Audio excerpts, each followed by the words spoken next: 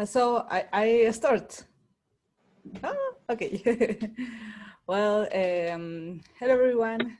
Thank you so much for inviting me. I am so glad and I'm so excited for be here and talk with you.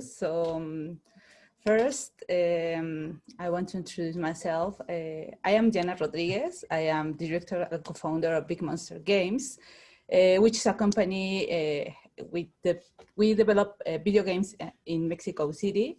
And as well, I founded Women in GameX, which is a community which empowers women in Mexico and Latam, and introduce for her, introduce her to the indie game industry. Also, I am one of the organizers of the Women Game Jam in Mexico. And finally, I am the Mexican ambassador in the Women in Games initiative. So this is one of the things I do all my days, every day. So a lot of hats, a lot of hats. A lot. Lots of stuff. Yeah. Okay. Yeah, my name is Glenn Henry. I am the face and fingers behind Sprite Range Studios, which is a one-man micro studio based out of Kingston, Jamaica, which is a small island smack dab in the middle of the Caribbean. Additionally, I am also the loudest member of the Jamaica Game Developer Society, which is basically this hodgepodge coalition. It's not formally organized group of nerds who want to learn more about the craft of interactive entertainment. And yeah, our main goal is just to build out that sector in Jamaica specifically, and hopefully the wider Caribbean. So that's what I've been trying to do. Sandra? Hi, I'm Sandra from Colombia. I am master in political communication. I'm also the leader and the director and founder of Tan Grande y Jugando, which would translate like grown and playing, which is an initiative that foments the video game industry in my country. I'm also an organizer for the Women Game Jam, and because of that, we create here in Colombia the Colombia Women in Games initiative to promote the video game girls in our communities of game development. And also, I support all the video game community here in my country and promote it so we can grow with the universities and we can grow with the gamers, our game community.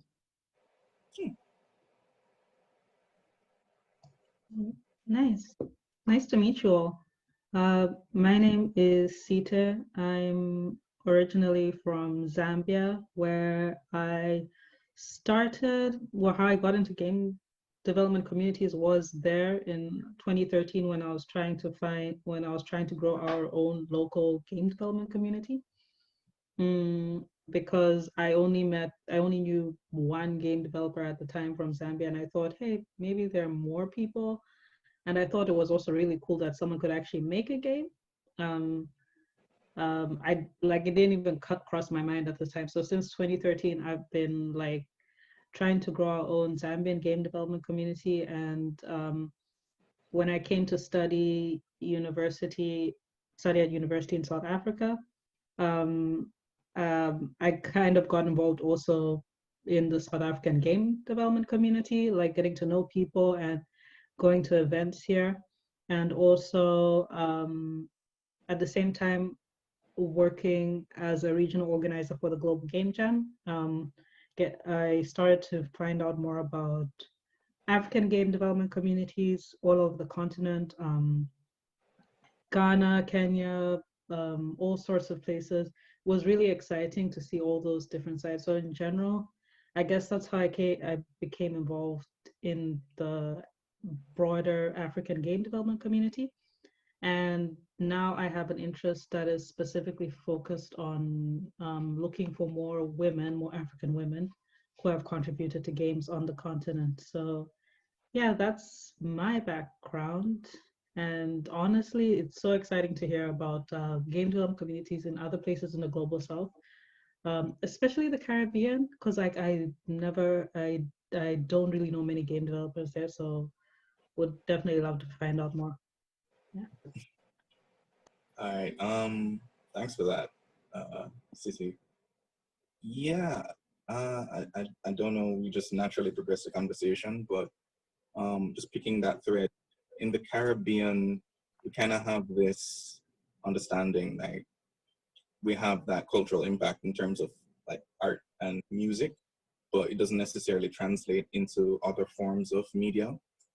There is a growing-ish movement for animators, and we do have a kind of very staunch independent filmmaker community. But in terms of game development, there has been this persistent idea that if you want to pursue that, you have to go abroad. You have to go to the States or you have to go to the UK.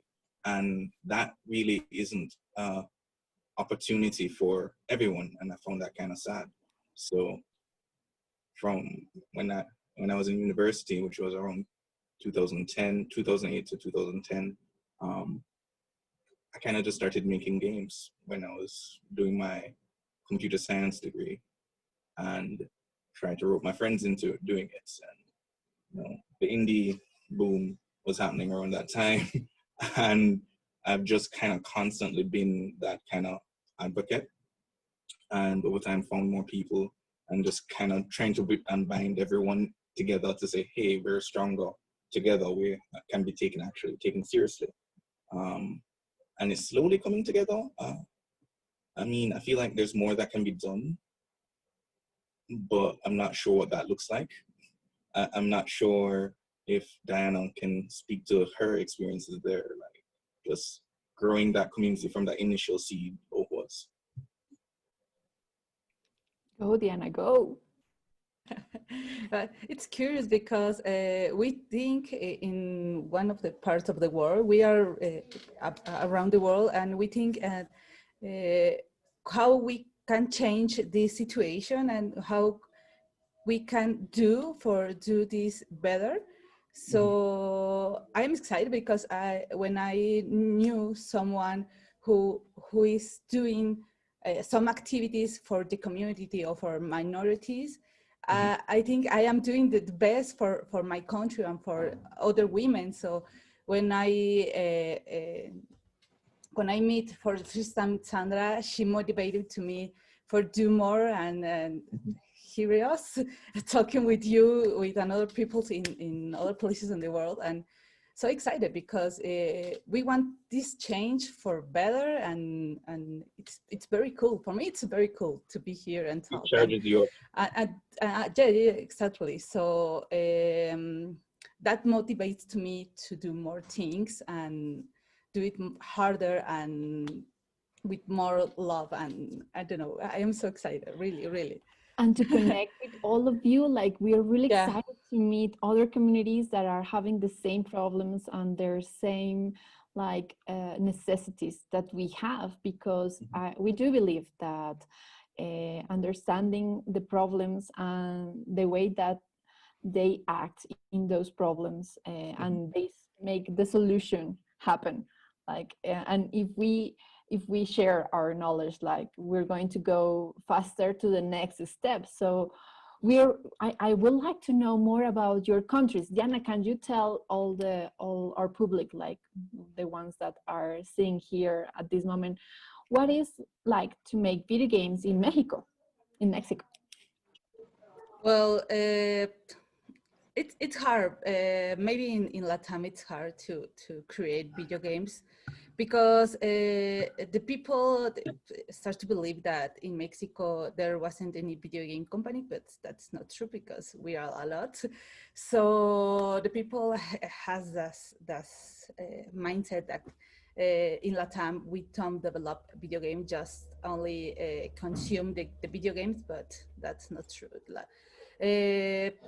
Maybe we are a small, well, we are a big country, but we are a small industry.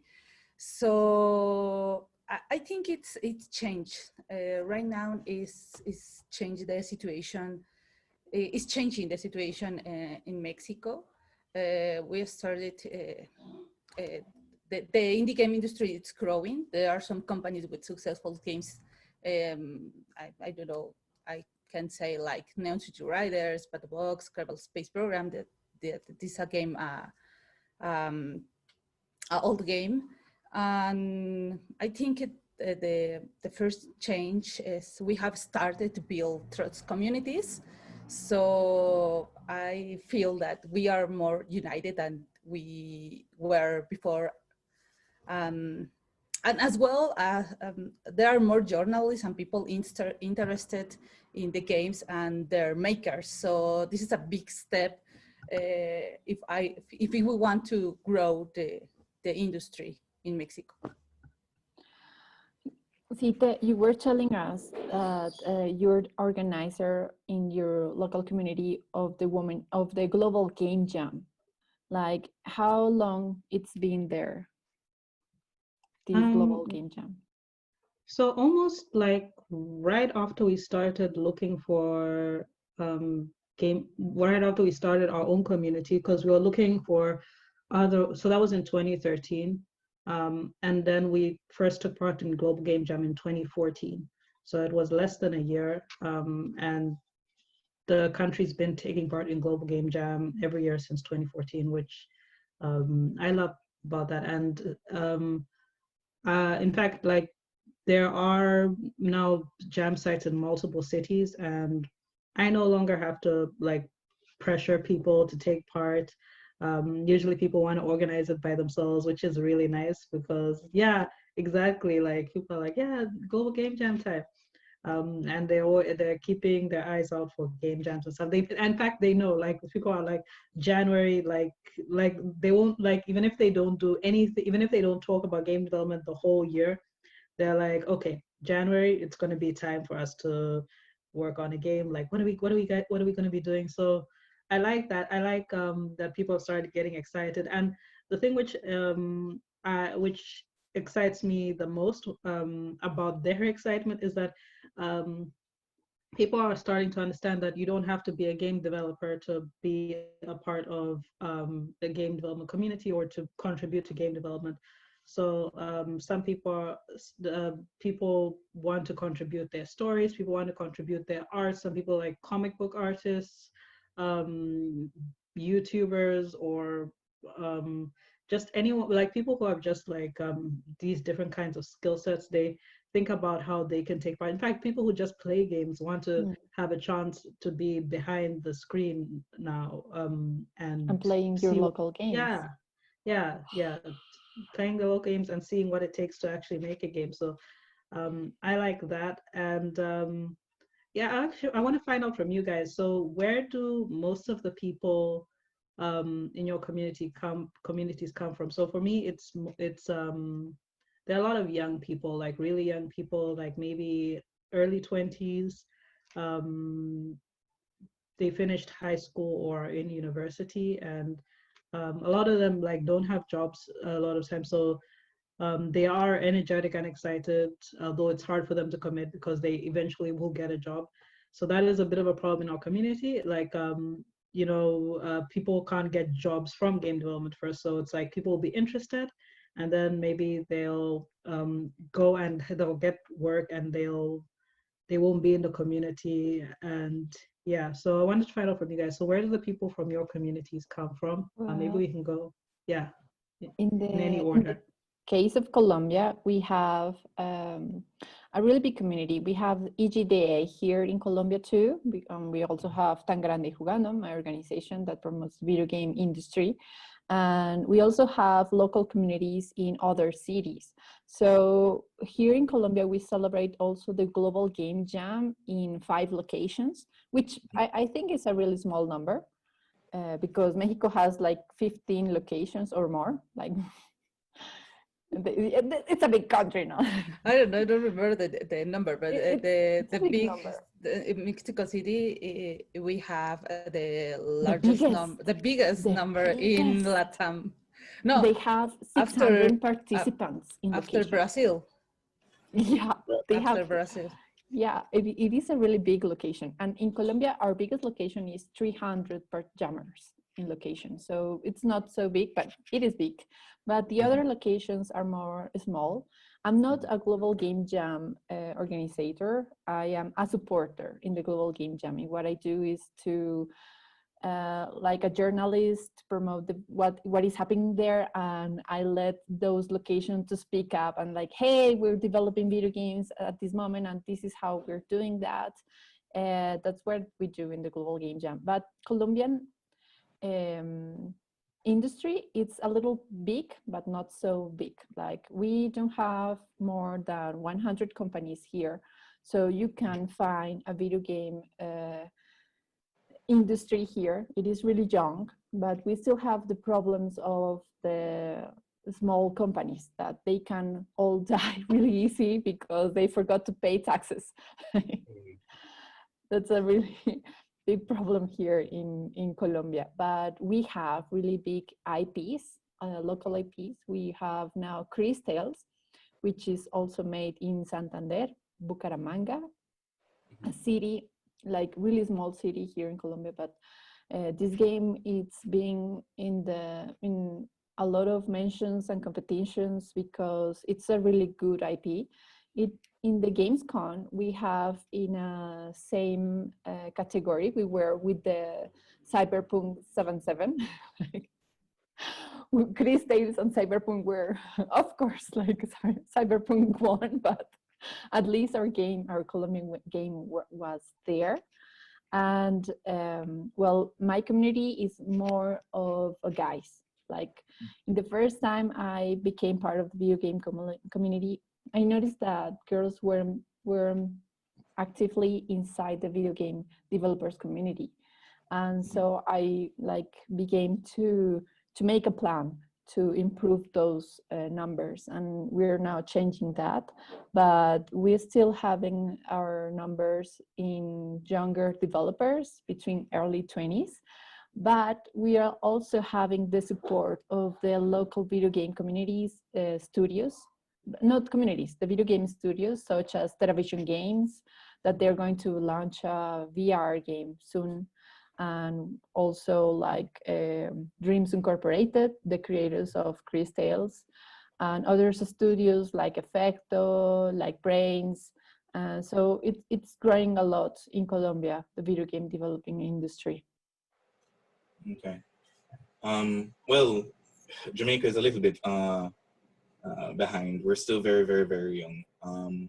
We have approximately about 50 people on our Discord for the JGDS. We've managed to host like Global Game Jam like for the past 3 years, and every year we're basically double the number, but it's not a lot of people. It's like, I think last time was like 20 to 30 people. So people are interested, and one of the points of feedback we keep getting is that if more people knew about it, more people show up. So what we're trying to do is, just get the word out earlier, partner with the university directly, because that's actually where most of our members come from there at that age group, that early 20s. So what I've been kind of using to describe the base really is like, it's a lot of aspirational hobbyists. So they're very interested in pretty much everything, right?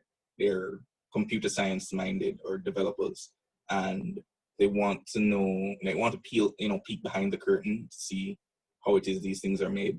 So they tend to skew male. But that's changing a bit, because what I also find is like some of the more active members end up being female, or some of the more entrepreneurial members tend to be female. So like it's weird. There still is very much this split when it comes to STEM, and because development kind of falls under STEM, that's a thing. But it's changing. There are initiatives that are popping up. There is the Kingston Creative, which is a separate initiative being put on by Andrea Dempster Chung. She has been kind of pushing for all creative projects in Kingston, like wholesale, and she's been pushing. In particular, she's been focusing on like females and other underrepresented groups. We know Jamaica has a slight history with certain topics, but Other than that, we're trying to move in a more progressive light. So one of the problems that I've personally been like trying to grapple with is, well, it's three problems really. It's first off is getting people, you know, the proper skills, the education that they need to actually translate their interest into a career. That's a thing. And not a lot of people are necessarily driven by themselves to go out and, you know, study. They kind of, you know, find a YouTube video, figure out how to make something in Game Maker, or, you know, figure out how to draw a cube in GIMP or something to that effect. So right now it's a bunch of people who have done that groundwork first, kind of teaching other people. I've tried to teach as much as I can, but it's still that's one of the main hurdles. Another one is, I guess, for lack of a better word, like corporate interest. Like people don't necessarily take gaming seriously. They don't look at it. They don't look as That a problem viable. is global. Exactly. It's like they don't look at it as like a viable career path. Like, so it's like it's just Flappy Bird. Why is it? Why is it a big thing? They don't understand the mechanics. They don't understand the biz dev side, which is particularly interesting to me.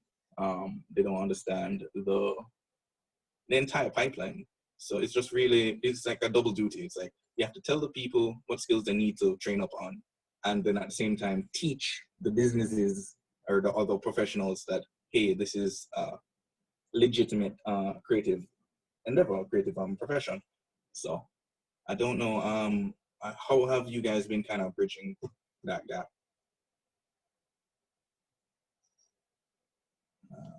I think we still need to do a lot of work on that, because all the problems you're saying exactly the same, like from our side. Yeah, and I can see Diana and Sandra also nodding, so it's like, yeah, the same throughout. People don't see it as a viable career path. But you know, ideas have started changing, like you know, just as a hobbyist, like, oh, so our community is the same, like the people are aspirational hobbyists mostly. And you know, since we have such young people, and you know, people tend to still live with their parents, like even like in their early 20s and whatnot. So and like their parents are continuously still putting in feedback for their career paths and whatnot. So before, you know, the idea of like making games is just like seemed like something so frivolous before, like you said, like this. It just didn't seem like anything you would want someone to pursue in a as a career. But you know, I guess with how you know tech careers have changed, and also most recently people are starting to get the idea that, oh, people can actually make money from games, like, you know, when they hear like, because parents are now hearing more things about Fortnite and all that stuff, when like they probably don't even know that like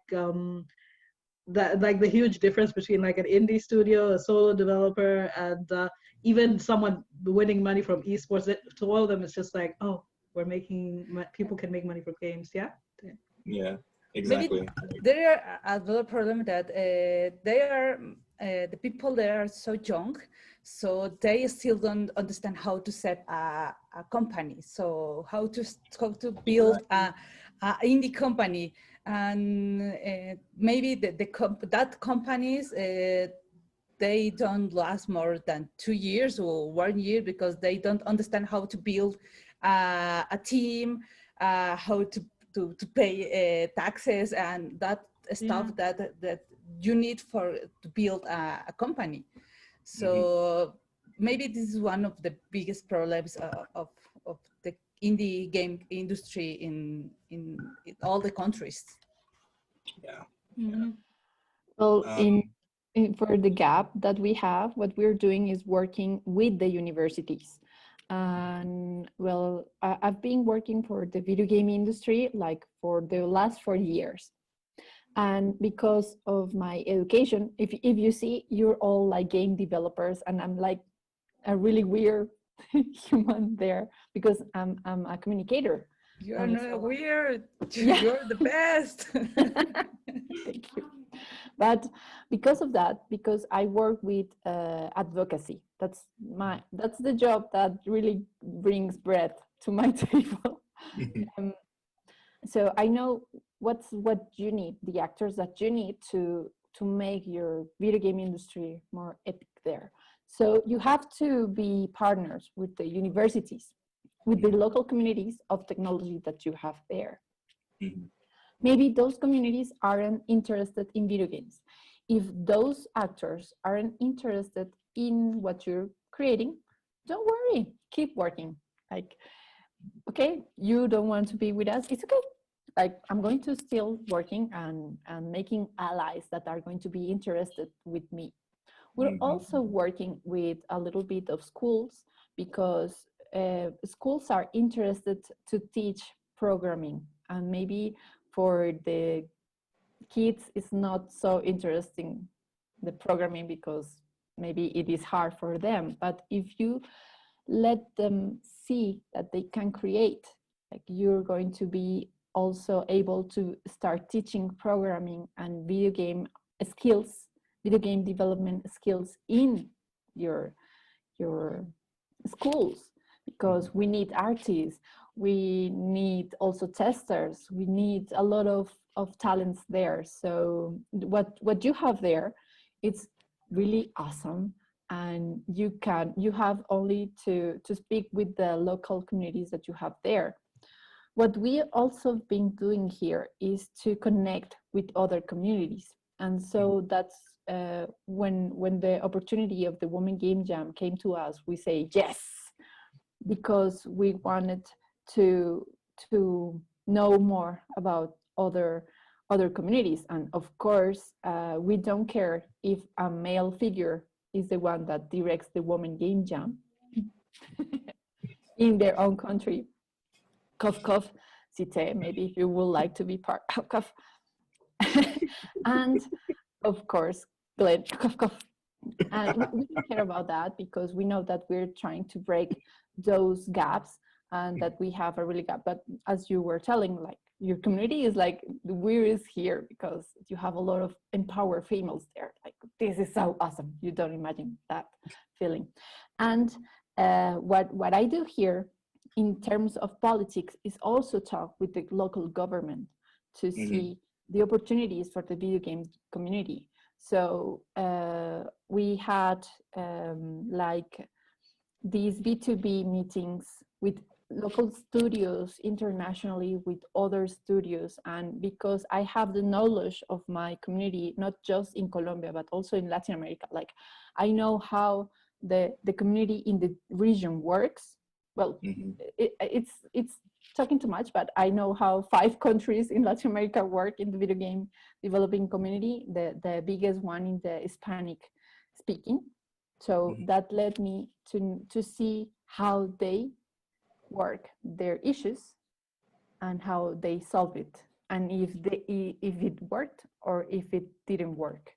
Because when you can see yourself in the local community, what is happening, like, inside, like maybe the local policies or the lack of policies in those countries, like, you can go to the next step.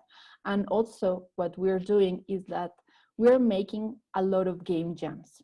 We support the Global Game Jam, and of course we organize the Women Game Jam, but we, as Diana and me also, we work promoting other game jams, like all that opportunity, because it is an excellent opportunity for these developers to create their portfolio. Like, I have here a better portfolio. I've been working in 5 games. Of course, it's a jam game. It's not it counts. but it's a work experience, so you have something to show, and Exactly. And that's going to be awesome. And also that the jams bring us people outside from the industry, so that it's very interesting, because you meet people who are interested, but they never thought that they can do games. So that is the importance of the jams. And also we do game developers conference like all the year. We have, Diana has her own special program. Would you like to talk us a little bit of what is doing Women in GameX? Oof. I had the microphone on. Well, this is a new community, really. We only have 1 year, but we had a lot of things, of activities, of a lot of the kinds of activities.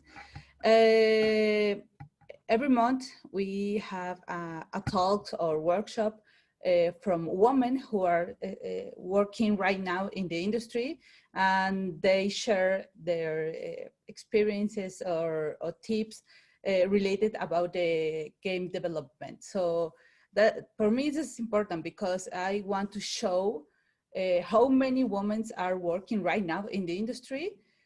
This is the first step. And second, and the women outside from the industry, they can see that we are a lot of women working right now. And it's like how can I say the word? Inspire. We inspire. Inspire them. We inspire them. Yeah, exactly. That's the word. We inspired to them, and what else? We connect a lot of women, a lot of people. Maybe we connect the people outside from the industry with the companies that we are working in Mexico. That this is very important because the people think that there are any companies, but we are a lot of companies. I said early, and maybe this is one of the biggest activities. We want to know more women, and we want to show all the women that we are working on it. Well, in Colombia, we are all that of politics that I told you, and we also have like game developer talks all weeks. And what we have in LAC, like what I'm seeing here, the problem is that we don't speak English. It is a really main problem for all Latin America. Because you don't only need or you don't have just the opportunity to work in the video game industry if there's local developers in studios in your community. You're also going to have the opportunity if you speak English. You need to speak English to be part of the video, because the companies that can hire you are also indie, but from other parts of the world.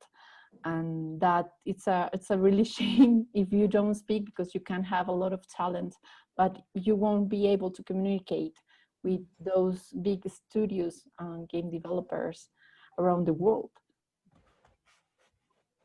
Okay. Well, one of the things that we've been trying to do, like I mentioned earlier, is like there has been a push by the government for the orange economy, which is basically the local creative industry. One of the things that we've been trying to do is kind of position ourselves alongside that. But there's still, like I mentioned earlier, there's still that education for all outside parties that needs to happen, because they still kind of put animation and gaming together, where there really should be like two separate disciplines. So I think within the last 4 years, they've started offering that as a course at our high school examination, upper high school examination level. And it kind of steps you through everything. But from what I saw for the syllabus, it's not everything that you need to consider. So like the biz dev side would be kind of lacking. But it kind of gives you the tools to begin animating, thinking about the entire concept, and probably putting together a prototype or something to that effect. And it's heartening. It's great to see that. I wish that was there when I was growing up. But like that difference, like trying to make a voice for your community in its own right within its own craft, that's hard. And I find that at least for other industries, I'm not sure where this is the case for where you all are, but nobody tends to take you seriously without that without that hero, without that example. Like, oh, this game made it, so you can too, or something like that. So it's a lot of things to juggle. You're trying to build a community. You're trying to also build a process model and prove that it works, right? So like, this is a flagship Jamaican game or a flagship Caribbean game or something like that, that still retains what it means to be from where you are. Well, I do believe that we're Colombians, we believe that we're Caribbean, like use us for an example. Because we have well, of course, we're not an island, but we have part of our country is Caribbean, and we also have a game development community that it is game developers of the Caribbean. And it is like the DVC. They're from Barranquilla? Barranquilla. No. Barranquilla, yeah, from Barranquilla.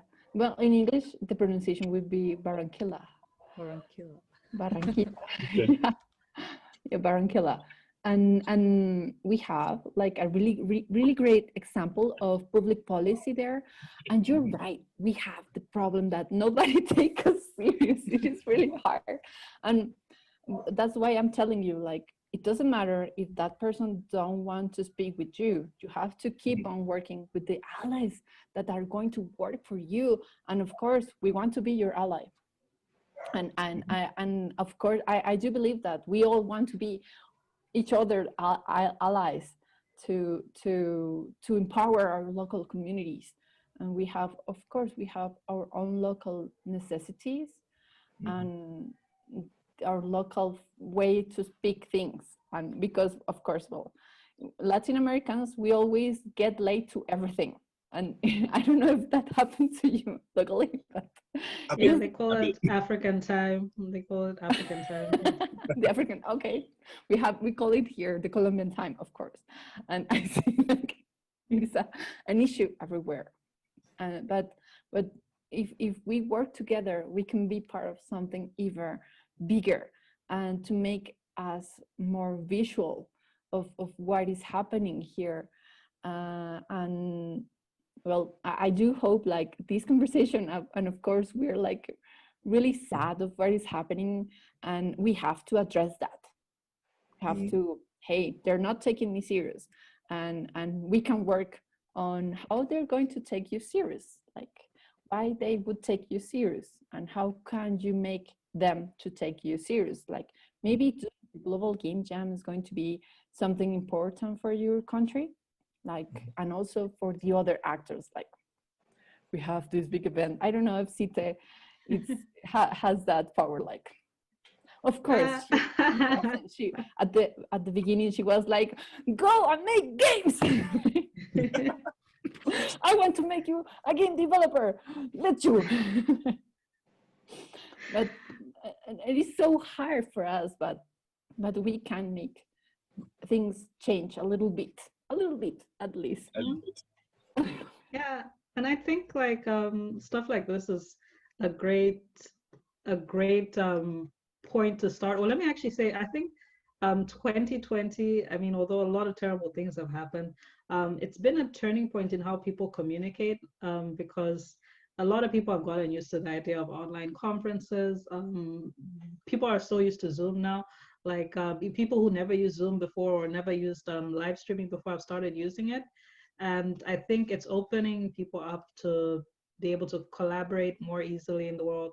Because I think like maybe a year ago, yeah, let me say a year ago, like if you sent like a Zoom event to a WhatsApp group, to a random WhatsApp group, people would be like, oh, how do I join that? Like, oh, so I have to sign up and all of that. But now it's more normal. Now people are like it's like going to an actual event now to people, because even churches are using like live streaming, and they're also using, like, even the government is having Zoom meetings and all that stuff, like public Zoom meetings, different ministries and all that. So people are now more used to the idea of collaborating like this. So I hope it opens up opportunities for us to collaborate more in different areas of the world, because for example, like maybe you're talking to like bigger actors in the community and you can just say, oh hey, listen to Diana here, like she, yeah, she's all the way from the other side of the world, but she has so much experience in game development, as particularly communities with women. Yeah, and you can have experts jump in and change people's perspectives. Hopefully, like that's what I'm hoping happens. Yeah, we'll see how things work. I hope people continue this kind of stuff after 2020. I would like to ask you, like, what are the social medias that you usually use to communicate with your community? Well, primarily Discord right now. That's where we've kind of funnel everyone, and there are other peripheral channels in Instagram and Twitter, but those aren't outside of events, major events. Those aren't used as much. But Discord is the primary channel right now. So I kind of have a thing where we funnel everyone to the Discord. You know, get them on board to pick a role, select the rules, and everything. And yeah, that's pretty much it. There are a couple other WhatsApp groups that I end up being a part of, but Discord is a primary. City? For us, for the Zambian game development community, it's mostly Facebook, because there is that, I guess, free Facebook. You know, people have that Facebook Zero where you can use Facebook free. But I think more people, since data is cheaper and more people need data day to day, it's getting easier to move people to different platforms. So for Prosarium, we have a Discord, and I'm trying to get more people there. I'm starting to get more people there. But for the Zambian game development community, at the moment, it's Facebook, and other people within the community have their own Discords and stuff. So yeah, it's mostly that. I'll add Facebook to our list as well, because originally it was a Facebook group and then kind of just migrated out of there. So like the more active people migrated out of there, but we still communicate and share stuff through there. Yeah. What are your social medias, Diana? Discord, I think, is our hero here, because it's the best platform for community with a community. But as well, the people feel some kind of miedo, the fear. Some kind of fear. Because Discord, it might be some challenge in the beginning, but I think it's the best tool. We use Discord, but I think the people, they are more comfortable with Facebook. But maybe that are the biggest channels of communication: Discord and Facebook. Well, in the case of Colombia, we have a main web page, like, because we of course, if you go to the hairstyle and just talk to this person and said, what do you think? I need a haircut. Of course, the hairstyle is going to tell you that you need, of course, a hairstyle new. So among that, if you say to the communicator, like, what I'm going to do with this, I'm going to tell you, like, everything has to be well communicated. So we have a web page, we have different social media such as Instagram, we have a Facebook page, we have also Facebook group, like 2 type of things there. And in one, you're showing off everything. Like in one, you are like, we're making these, we're going to make like the events. We have also an Instagram, but you have also the group, so the people are like a little bit more participative of their knowledge and sharing videos and all of that. We also have a Discord channel, and we really don't use Zoom because we have a Discord to do that. So we create phone calls and we create more events inside our Discord page. And for the events, the local events that we're creating, like these local jams, we usually create separate Discords for those jams. So the people that are interested in those jams are only going to be in that Discord, and then they can get out when we stop that jam or we eliminate that server, whatever come in handy. And so what I do believe that you need is to communicate more, like be a little bit more aggressive with the communication there, because you're making awesome things. Like, this is so cool to hear about you, and what you're doing there is something that it is making the difference a little bit, but it's making the difference. And of course, like also what I do is to promote job opportunities that maybe are local or maybe they're not local. Job opportunities for our developers, and they're going to see like, oh, that job developer is like a really higher of what I know, like, but you would like to work there, so start studying. To encourage them to be like, oof, I would love to be part of that studio that is in the UK, whatever. Mm-hmm.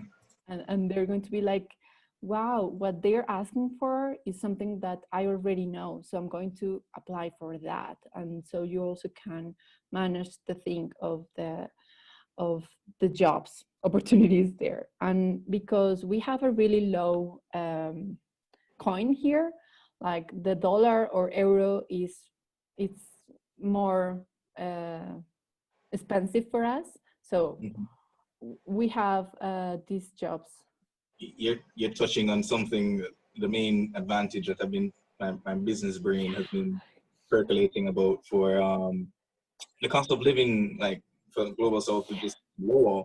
So like if we can scale up, outsourcing opportunities are definitely there. Like, that's my business case, and that's what I kind of try to push depending on who I'm talking to. But we definitely need to bridge the skill gap and then teach the clients and then get everybody talking and then. Of course. But definitely agree. We have like a really big opportunity, and we have all this talent here locally, because maybe they don't know how to program in Unreal Engine, don't know, but they already know how to do it on Unity or Game Maker or other type of software. We have that talent, we can create that, but we need a little bit more of help to make these big ideas happen. I was telling you before the story of Chris Tales, this game that has been in different competitions and indie showcase, and is really a renowned game internationally. Like, Japan is crazy about our game because it is a JRPG, sorry. So it's going to be like, they're really interested on this video game coming out. It's now coming out on the next year. But for that to happen, we need 10 years of education of these game developers. And they started making video games for advert game.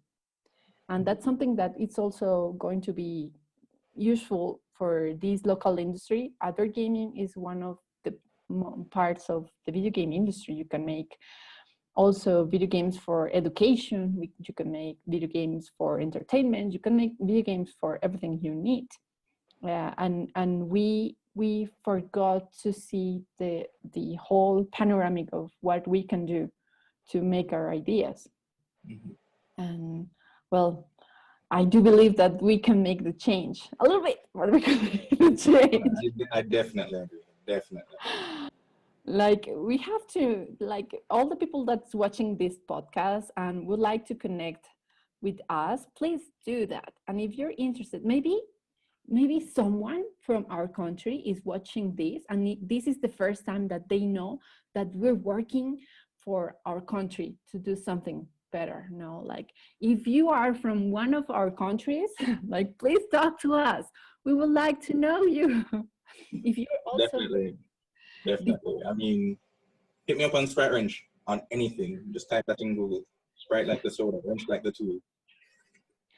But yeah, we would love to know the stories. City? I was gonna say, you guys are like, you know what, I love like how the advice that everyone has given, it really applies to all of us in the global south. Like, even like the ideas for overcoming these problems, it applies to everyone in the global south. I wanted to like same, like maybe we can close off like maybe by saying one thing you would like to double down on, or one thing you'd like to make sure everyone from the global south and understands about game development communities before we close. Yeah.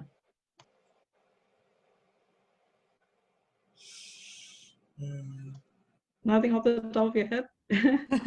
Well, okay, I'll start. I can start. I wanted to say that that communities grow differently and they have different opportunities. Like the way the game development community in Zambia might not necessarily grow the same way the game development community in Ghana will grow. And even within countries, you have different opportunities and different ways to grow.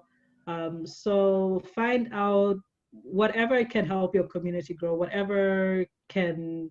um, whatever seems like it would work for your community.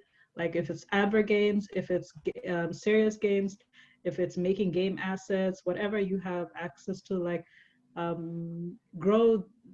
Like don't give up on that path. Like just because you see other regions are doing things in different ways, like you have your own way to contribute to the game development community. So that's what I would like to say. Anyone else? Yeah, I'll just also add that this might be just, it's not really, it's a kind of a cautionary tale, but it has a nice end. It's a lot of times, like when you have like an interest in a creative field that's like not like formally supported where you are, you feel alone, right? You don't have, you feel like you have to go where the community is. And a lot of times, if you just look around, you actually see that there are people who share your interests. So if you just be a little bit more open, talk to them, reach out, and just be consistent with that, you can find a community that will support you. I mean, even if it is that it's 2 people, I mean, that can grow. I mean, JJ, they started with like 5 people. We're at approximately 50 now. It's not a lot, but it's way more than 5. So I would say just look around, and it definitely means a lot, like motivation-wise, to know that there are other people who are in similar situations and they're, building and working together to make something really great. And that's mine right now. Yeah, it's very cool. I would like to say 2 things. First, we need more diverse teams. I try to encourage other companies to have more diverse teams, because when we create a diverse team, we will create more natural representative stories. So then these narratives will be different. So more people can be represented in those games or those stories. So I think we need to encourage and push this. And second, we need to start communicating with our communities, because when we have connection and some of our representations, we feel more powerful. And not only women, as I can share and do in Mexico, with a lot of people in general. So we need to start to participate more and try to be more active. And really, we will start to feel represented, and represented. And we need to create more diverse teams and have more fun while creating content. So for me, it's important to create inclusive spaces for minorities and for those people who don't have these spaces, this place where they can share or ask doubts or clear doubts. And for me, this is special. And when I see women encouraged to self and when I see women empowered and I feel so happy, because I think this is the kind of space that we need to share with a lot of people. So that is the two things I want to say. Video games are an excellent way of communication. And what I'm telling you is that you can create whatever you want, the tale that you want to share with the world. That's going to let your idea live forever. So if you want to be part of this community, of the video game developer community, like, just jump in. We are so glad you want to be part of this. Like, come on, jump in. Let's change a little bit the world. That's what we want to do. And also, like, don't think that politics is just like going to vote every 4 years. In Colombia, it's every 4 years for your president. Don't think that is just voting. It is also everything that you do, that you're making. What did you breakfast today? What did you have breakfast today? What's your clothes made? This is made from tears of a girl in India. It's a really hard question. And what are you making today to change the world, to make your country better? Like, all the countries that are here are having political issues inside. And as you can see, we don't talk about politics, but we're changing our country through the video game developer industry. And you can be part of this. And we need you to be part of this. Going to the dark side. Going to the dark side.